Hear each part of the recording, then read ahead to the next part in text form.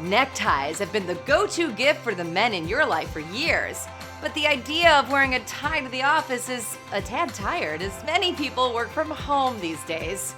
And now more than likely, there are a lot of ties piling up in the closet. So instead of tossing them out, give them a new purpose. Today we're gonna upcraft neckties to refresh the look of drab dining room chairs. Let's make it.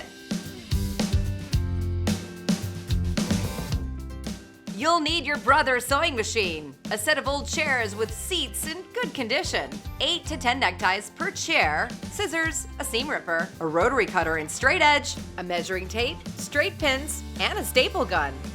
First, let's deconstruct the neckties. It gives the ties less bulk and makes them easier to work with. Start by seam ripping the single stitches on the back of the tie. Pull out the liner and press the tie flat. Measure the seat of your chair to figure out the size. For this one, I'll need 10 ties cut at 28 inches long and 3 inches wide. Use your rotary cutter and straight edge to make equal size strips.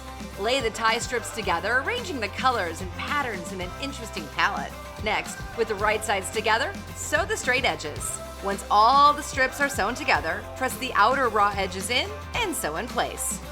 Use the existing seat cushion if it's still in good condition and wrap the necktie cover around the cushion.